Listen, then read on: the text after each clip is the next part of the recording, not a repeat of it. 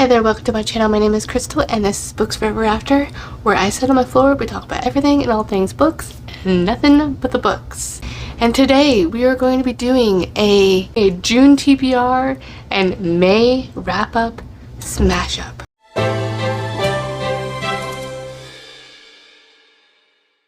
Alright, so it's already, I think, what, June 10th by the time you're seeing this, so we're already 10 days into the month of June, and I've been a little bit of MIA because of the Ever Afterathon. So there's a lot of work that goes behind the scenes, and then my schedule got even more busy than I was expecting because of real life things. So my son joined soccer, my work got super busy, working super long hours, got burned out to the max. And then recently also, at the time of seeing this, getting over a cold. So after all of that fun, I'm ready and trying to get back into the swing of things for recording. And I have to say, May was just so much fun. I am super excited and just so thankful for everyone that joined, and for the Ever Afterathon and my lovely co-host that co-hosted and did live shows and participated in the Discord. And I believe, yes, Teen Traveler won, so which was no surprise because it had like the most members, even though we did accommodate for the to ensure we had like the average reading points to kind of accommodate for members. But I was just shocked that it actually, people were so excited to join Teen Traveler for the time traveler, because I didn't think there was a lot of people that enjoyed time travel, historical romances, as much as I did. And I am pleasantly surprised to find that I am not alone in loving time travels. So I found so many good recs for me as well, selfishly, that I get to, I'm looking forward to reading as well. And for you, for those of you that are watching this, I will have the link for everyone's 5-star reads. So every time they posted or they submitted a book, I also asked those that if they would like to submit their rating and any other like subgenre things for it. So I have curated a list, a little slightly delayed, but I curated a list from the Google Sheets from that, and that will be stored down below in the description box for adding lots of books to your TBR, because I know I will.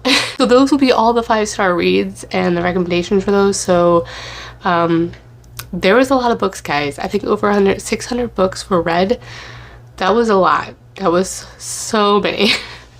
I will also link down below the closing live show where I shared the stats of the readathon and also the giveaway.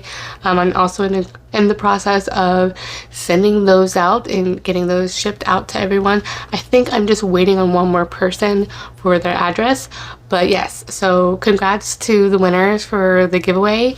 And yeah, so just thank you guys for joining and having fun and along for the ride, even though I feel I'm a little bit of a newbie.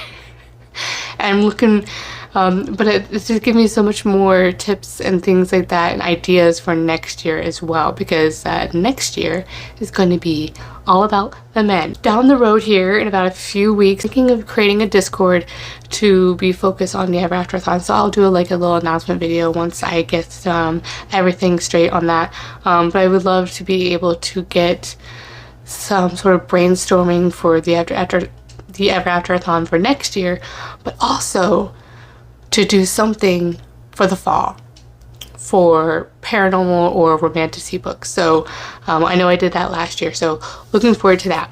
So that's a lot to catch up on. Thank you all from my lovely co-hosts for joining me, and again, thank you guys for joining, for those of you did. And yes, so I'm looking forward to so much so much more for next year as well.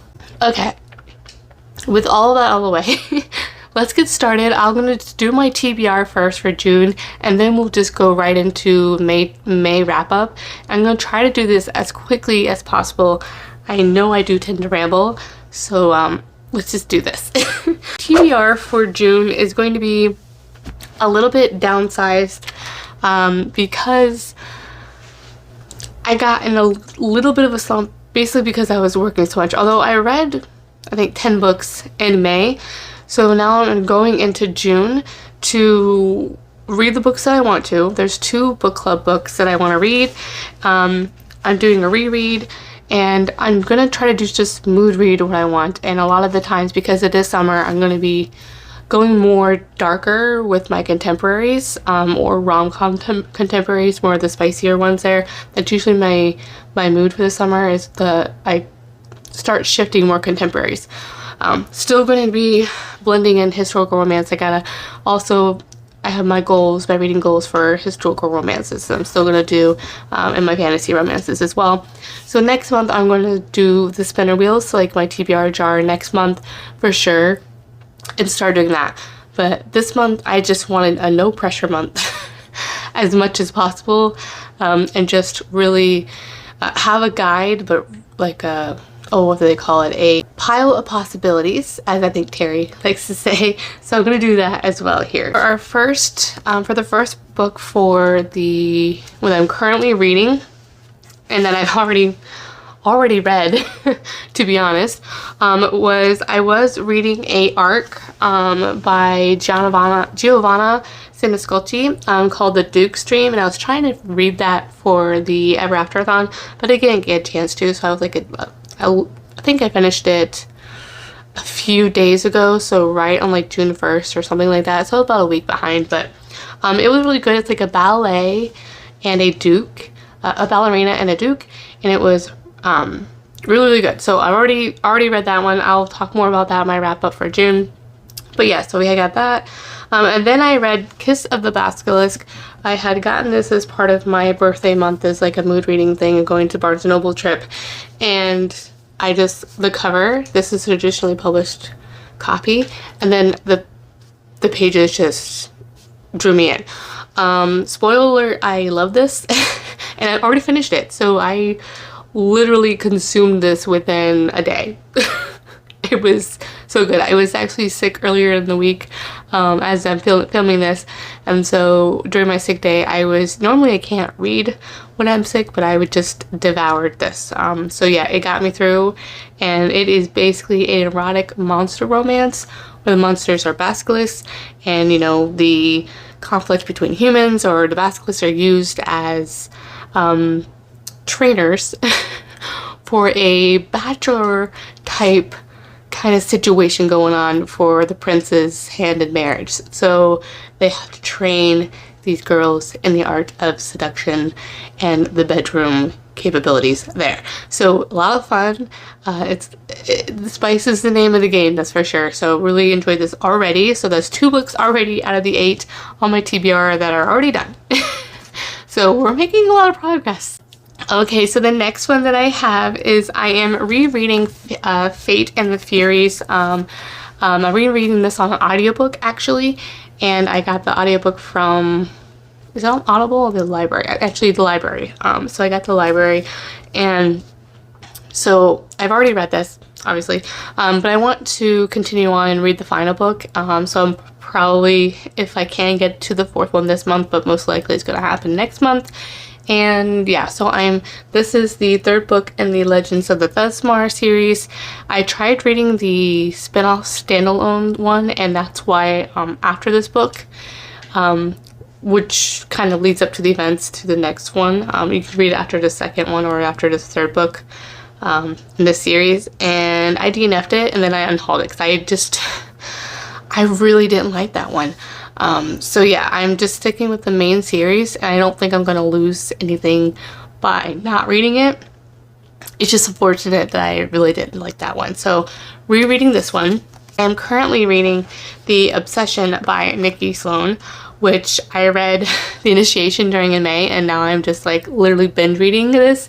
And this was part of my birthday gift for myself that I ordered off the author's website and got signed by the author.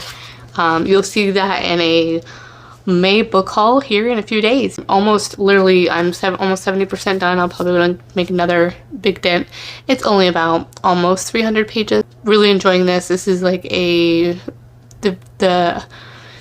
upper echelon, filthy rich kind of people where it has like a secret society kind of feeling in the very first one.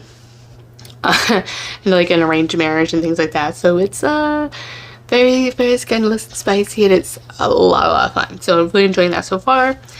And then I'm also going to attend to also read, as I say, binge read and go to The Deception by Nikki Sloan, in the third book in that series. And there's 2 more, but I'm probably going to pace myself and read those ones in July, perhaps.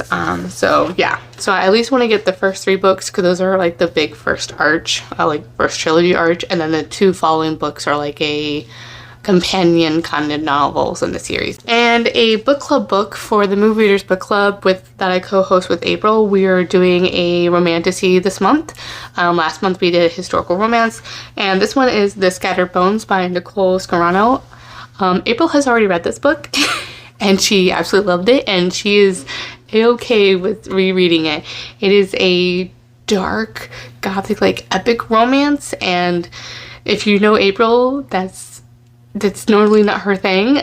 She loves like good snappy plot, but she said this is like an epic romance and a lot of longing and such. So highly looking forward to this one. We are going to be having our reading sprints on June 13th. That's Friday the 13th at 8:30 p.m. Eastern Standard Time, or Daylight Saving Time now, EDT. The 20th, a week later, on the Friday, June 20th, at 8:30 p.m. we'll have the live show. So the reading sprints will be on my channel, and then the live show is going to be on April's channel there as well. So I'll have those links down below for you as well, if I haven't created the links yet. I don't think I have yet, but if I do, I'll have that down below by the time that, I post this video. So we have that. I will be reading for the Tea and Biscuits book club that Tara and B co-host. They have switched it to this one by Sarah McLean. It's 9 Rules to Break When Romancing a Rake. I do not own a physical copy of this one, so I will be getting that from the library, either physically or from the Libby app. So yeah, really excited for that one. I haven't read a historical romance by Sarah McLean since I did The Day of the Duchess a couple of years ago, so I do have another one by her that's on my TBR for this year as well. So I'm super excited to read another one by her though, and for this month. And then I also have another arc to read. This is one more on my list, is A Fate Forged in Fire. It's by Hazel McBride. It's already been published and released by the time that this is here, and I am just so behind on it, but it's taken me a while to get through. So as I said, May was not in my favor with that, so slowly get into that. So I'm sure as soon as I get done with my contemporary romances, I'm going to try to read that one as well, maybe later in the month or right before, hopefully, Scattered Bones. We'll see how that rolls out. And then I have a feeling I'm definitely going to have some time to read some other books, but I'm just going to mood read those ones, so maybe a couple other books after that. Either I'll continue a historical romance or continue a romantasy series that I'm reading, or whatnot, or I might choose one from my my 25 and 2025 TBR as well. So we'll see. Totally mood read. It could be none of those, to be honest. So I'm just having no pressure for those ones. All right, so switching gears, we're gonna talk about the May wrap up that we had happening in May. In May, I read 10 books, and one of those I DNF'd, which is actually a reread for me that I DNF'd. So we'll talk about that here soon. And I don't have all the different stars, ratings, and things like that, but I can overview see here. That's memorable here is I had 2 5 stars, and then I had 2 4 stars, and I believe the rest I hear, okay, 1 2 3 4, and I have 4 3 stars, 1 2 star, and then the one the DNF. I did not calculate like my average rating or anything this time. So first, we'll just go through the order and the ones that I read it, just because it's just easier for my brain at this moment. So my favorite historical romance that I read was the very first one that I read for the month of May. All of these I read during the Ever Afterathon. All the books I'm going to be talking about I read in the Ever Afterathon. I didn't read anything outside of that. The Ever Afterathon was through May 1st to the 25th. The last few days of May, I was reading that arc. That took me a little bit of time and just super busy during time. So I really didn't read too much in the last week as much as I thought I was going to. So my favorite one was The Captain of All Pleasures by Cressy Cole. This is my first historical romance that I read by her. We did read, I think, A Hunger Like No Other by her for our Mood Reader book club last year, so really enjoyed it. Or was it earlier this year? Wow, time is going by really fast. It was either January or February this year, I think. So yeah, we read that. So this is my first time with this one. I did pick this up at like a thrift book, so that was like, you'll see all that in a later book haul for this month happening. I really enjoyed this one. This is a pirate romance. And essentially what I had done was I tried to read, because I wasn't really part of a team, I tried to read as much as I could from other, at least one from each team, but at the same time trying to keep up with my mood. So whatever matched with that team that I was reading, that's who I would get the points to. And I feel like it felt very anticlimactic because I had such a strong start and then everything was disappointing after that. It kind of put me in a slump, unfortunately. Because all the other ones, even though I did read 2 out of my 25 and 2025 TBR, those ones were just middle of the roads, so it kind of put me in a slump, to be honest. So checking on my notes here. It said that it was a really great pirate romance. There's adventure, hijinks, and it was a sweeping, swoony romance, and it had the slowest of slow burns. It definitely, there's like a enemies to lovers, like rivals to lovers kind of situation. She's a pirate, so that was also really cool, and he's a pirate. Her dad is a pirate, and so there's this like race that happens that everyone tries to race down. I forget where the location is. So it's like a competition, and there was like sabotage and things afoot, and a hidden identity thing where she, you know, tries to cross-dress in the beginning with how they meet, their meet cute. It was a lot of fun, really good. There's a lot of action. It was just fun, and I highly recommend. And just love this one. It was a lot of fun. And I tried to read the reread for me. This was Until Forever by Johanna Lindsey. Lovely setback. This is a time travel romance. However, I got up to 50% of this, and again, I had read this 15 years ago and enjoyed it then. This one really, most of the time travel was him coming into modern day times, and by the time I was 50% in, she still hadn't traveled in back time yet. So yeah, I was like, this is not what I want. There's this magical sword. The heroine is a professor historian, and she gets this sword that she's been searching for, and then it comes with a Viking. It just shows up every time she like touches it or wields it or whatever, and such like that. So he's like a Viking, and apparently he can time travel. He's basically, oh gosh, like a god kind of a thing, where his brother is like Thor, that kind of a thing. And so he's just has been linked to the sword for some for reasons and whatnot. So yeah, it was just not fun. So I got a little bored, and so DNF. I didn't rate it this time, but I just DNF'd it. So I definitely am probably gonna unhaul this, just because even though I love the setback, I just didn't love it as much, and which is kind of disappointing, as I'm finding that as I'm going back and rereading Johanna Lindsey, I just don't think a lot of her books are to my taste anymore, and which is really sad, because she was literally the very first historical romance author that I started out with when I first started reading historical romance eons ago. And then next I read a new release, so I wanted to switch my genres to get to shift to what I was really excited to read. And at that time my pre-order came in that I ordered from Barnes & Noble, and that is Enigma by Runix. This is a dark academia gothic romance. Now I wouldn't call it a fantasy romance. It is just a dark academia romance. There is no really any fantastical elements to this at all. So it's really just a dark academic romance. I have to say, I rated this one a 4-star.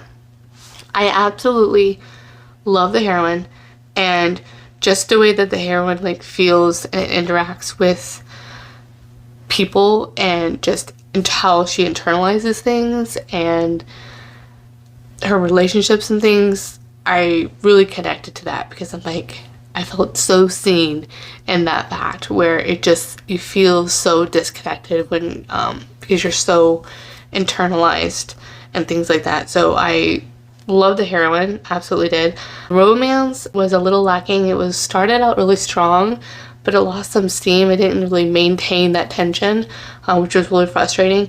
And then the whole aspect that was really intriguing of this as a dark academia is there's a secret society element to it, which was a huge kind of letdown for me. It was, it had a great premise, but it failed in execution, and it had like the most dumbest climax resolution at the end of it, that you're like, really, this is what we're calling a secret society. I would just wish there was a little more intrigue, a little bit of more action plot in that aspect on that part, and then also maintaining that with the relationship as well and the romance aspect of it. It just felt very lackluster in that.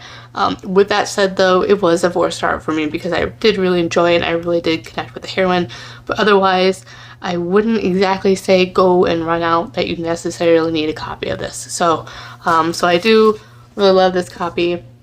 It's really cool art, but yeah, I don't think we'll see if I do keep this copy or not, if I sell it on Pango, but at the time we'll see. But yeah, a little bit of a letdown, but it was still really good, I guess. So definitely something you probably would like to read in the fall for when that mood strikes, but I would definitely recommend getting it from your library if you can. And then next I switched back to historical romance, trying to read a Governess romance, and this is on my 25 and 2025, and this one was a 3-star. This is My Brown-Eyed Earl by Anna Bennett. The first time reading this author, and I do have a couple of the other books in the series. This was really boring, to be honest. I didn't even put a review because I felt like I could snooze so much. She's a wallflower and he's a Earl of Castleton. Oh gosh, and I can't remember. Oh yeah, he has unexpectedly acquired twins as a guardian from one of his cousins long ago, and she was, the reason why I really liked this because it seemed like a second chance. She was once his betrothed, but she had turned him down for some other reason, and I think it's just because, like, well, you didn't really seem to care and you felt like you were trapped, and so that's why I denied you, and that one, whatever. And now she has, you know, a different station in life years later, and it was just, I don't know, it just didn't really hold my attention that much. I love the cover, but yeah, other than that, it was just kind of blah. So again, another kind of blah one, unfortunately. This was the Tea and Biscuits book club for Tara and B, and I think at least I feel not too bad that like a lot of us didn't really enjoy this one, unfortunately. This one is The Truth About Love and Dukes by Laura Lee Gurka. I have no idea. I truly don't, and I feel like we really need to narrow this one down. We need to lock this one down. This one is part of my 25 and 2025 historical romances, so I'm glad I got to knock another one off that list. And yeah, I don't know if I might continue to the next one because I think I do own a few in the series, so we'll see how that goes. But I think if I don't like the next one in the series, then I think I'm just not, whether it's just this series in particular that I won't like, but we'll see if I'm sure I'll continue on to a different kind of series. So it just might be a first book in a series flop. That kind of happens sometimes with historical romances, even though they are kind of standalone ones. So it wasn't the great start, as I mentioned, and basically I had said that sometimes the Dukes just get a little bit too dukey and ignite my feminine rage just a smidge. He was a little bit full of himself, let's just say this. I did like the groveling scene at the end with the letter, because that's, that gets me every time, because, you know, that's just writing down feelings, just love it. And then it's like, I would definitely still try more from this author, And yeah, sometimes the first books in a series are duds, so we'll see how I like that. But yeah, 3-star for that one. Then I went to the library with my kids and I picked up quite a few books because I was inspired by Everybody's TBR and such, which I still will see. Maybe I'll mood read some of those. But yeah, I just picked up some like more I want to say proper romances, more historical fiction leaning romances. But then I also just picked up a spicy old good time one, and that was A Deep End by Ali Hazelwood. And that one, it was a really fun time. It was fun to read. I enjoyed it a lot and I couldn't put it down. Like I think I read it within like 2-day span. It was really good. I did read it with the audiobook and the physical book. Sometimes I read it together or alternate, whatever. And then yeah, and I checked it out from the library. So it was cute, but it was definitely just not that spicy or kinky as like the marketing was trying to lean it towards it. So it was kind of like, really? I was like, that's what you see? I'm like, okay, to each their own. So the smexy scenes, they didn't overwhelm, but I did not like the love triangle plot drama. It was a bit over the top, and there could have been more balance with the romance relationship and those the love scenes. And I didn't think it needed to be quite as long because it was a long one. It's over 400 pages, so it's like 443 pages to be exact for the physical one. So yeah, it did not need to be that long of a book. However, I did really enjoy the sports aspect with the swimming and the diving teams. I did enjoy that one, and I thought that was really well balanced in there because there's nothing like they're doing sports but like they really actually don't talk about the sports, so you're just like, that's really stretching it then. So I do like that aspect.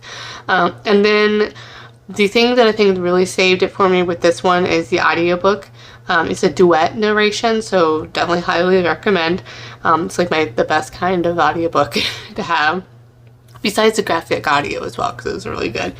I do recommend anyone that's like looking for a really good spicy read time. And there is one last note. There's a Swedish MNC. He was a golden MMC, and all I have to say is who knew Swedish golden MMC DOMs were exactly what the doctor ordered. It was just fun. I read The Initiation, so I had picked this up. I got this as a free ebook, probably from one of the Stuff Your Kindle days. And as I was reading it, I was like, oh my gosh, like I need to devour it. But it's not on Kindle Unlimited, and I couldn't really get it from my library at all. Except for like the audiobooks, and then I couldn't now download the audiobooks, but I'm like, I need to read physically. So I'm like, you know, it's my birthday, and like I literally, it was kind of like the Ravenhood series where I'm like, oh my gosh, this is gonna be my new personality now, or I'm like, just binge and devour the series. So went and ordered the series off of the author's website. So this one came after I've already finished it, so I had to wait a few days, a week, so that was killing me to read and finish the book too, as I'm currently reading it. But this was so good. As I said, secret society, arranged marriage. Her sister is already supposed to be arranged to marry Royce, which is such a rich guy name. And then her name is Marist as well, which is a really strange name as well. Her family's like down on their luck and such, and so there's actually an arranged marriage. It becomes like a transaction with her, Royce's father kind of negotiating on essentially an arranged marriage and the things that have to have that. However, it's not so easily done. She first has to, for him to be promoted, he has to get married to join the board, and she has to actually go through the initiation as well. Well, he has to conduct an initiation, but she is part of that initiation, and it's kind of has that secret society vibes in that. So definitely taboo, and a spicy time, and the writing is just so good, and the angst and the tension is just there. So they just have this special connection, her and Royce, about a year ago before all this kind of takes place. And during that kind of meet cute kind of situation, he asked her to wait for him. So we have all of that. Like bad boy kind of situation. You don't know his true intentions, but is he really obsessed with her and that kind of thing, or is he just using her for whatever his master plan is, you know, kind of thing like that. So it has such a good one. So good, and I can't wait to read the rest of this book. This series is just so good. So 5 stars. It may eventually go to 6 stars, to be honest, like truly. For our mood reader book club, so I did part of the historical romance. May was for a historical romance book for our book club, and we decided to read Destiny's Captive by Beverly Jenkins, and this is my first time reading Beverly Jenkins. I was intending to read Indigo first, but with the readathon we kind of just went to this one, and it was kind of disappointing. This was a 3-star.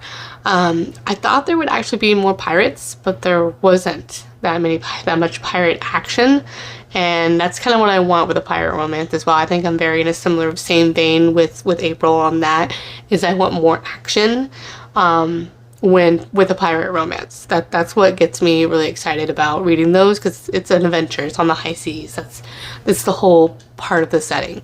So I think the rest of it, a lot of it took place on them traveling to America and things like that. So she does steal his ship. And she like takes him captive for a brief period, and he comes back after he comes back and finds her and says, you're gonna marry me and whatever like that. So and then because she's a pirate and on the run in that kind of situation, she does. Okay, it was just I have a whole live show with April. We can talk about that. So it was really disappointing that I didn't like it as much as I thought I was going to. So yeah, I have the live show. I can link that. This was just disappointing, and I think the other part of it is I think it would have benefited if we had read it in order. So this is one of those series that you probably should definitely read these ones in order, because this is the 3rd book in that series, and I felt like I was missing a lot of the context with the family. It does feel like a bit of like a family saga. I did really enjoy the fact that there's a lot of historical references here, the different settings, the diverse representation in here, actually getting to see other countries and the political things that are happening in the same kind of time period, but just in like Cuba and in the Americas and things like that. It was just a lot of fun to be able to learn a little bit on that. I just wish that I enjoyed the other actual story part of it more, with the romance and things like that. So it just unfortunately didn't work for me. I am still excited to start Indigo, and I did also pick up other books by this author as well that I'm excited to read as well, as part of my thrift books order for the readathon. 2 more books towards the end of the readathon, and I feel very slumpy and very stressed out by work, with my work and everything like that, and burnt out and all that fun stuff. And so I had shifted towards more of a dark romance. So I had just perused, I don't know if I had a free ebook or if I got this from Kindle Unlimited. I think it was Kindle Unlimited. This is Follow Me Darkly by Helen Hart. This was my 2-star. So not good. Because I was also trying to read The Duke's Dream, and that was just a little slower for me. Slower start in the beginning. I really didn't enjoy it. I really thought it was like a bad imitation of 50 Shades of Grey. It really was not great. It was like a self-made man with dark proclivities, but the MC was really just a jerk. He really was just a jerk. He didn't have that much going for him, except apparently he's the only one that could give the heroine an O. Really. Just really. She can't even do it for herself, but hey, he's a rich guy, so you have that. I didn't really think it was believable at all. The way that the hero was written, he didn't make me believe that he was actually good in bed, and he was actually it came across as he was like the exact opposite. It was really trying. Really trying. And then also I really have a note here for the FMC and her tingles. Just drew me at the wall. Just badly written smut all around. Just all around. And then lastly, I had read a novella because the end of the readathon was happening. It was on the 25th, my birthday, so I wanted to read something for the Cinderella team because I just really hadn't gotten a chance to get to the one. I wasn't going to get a chance to finish one. So this one, I got this one just in the nick of time. This is the, like I said, The Duke She Wished For by Ellie St. Clair, and it's like a Cinderella retelling. To be honest, it was kind of unmemorable because it was a 3-star, and it's a novella I wouldn't recommend. It just wasn't that great. So I can't even tell you anything else about it except that it was a Cinderella retelling. That's all I can tell you. Truly, that's all I remember. That's it. Alright, so that is it. That is the TBR and wrap up, smash up. Let me know what was your favorite book in the month of May and what are you really excited to read in June. If you don't want to let me know that, go ahead and leave me the dancing emoji in the red dress person. It's also one, whatever that emoji is, because of the initiation, just because it's right here in front of me. I'll have all my links down below, my Instagram, my Goodreads, and my Amazon wishlist. Well, thank you guys for watching, and I will see you in the next one. Bye.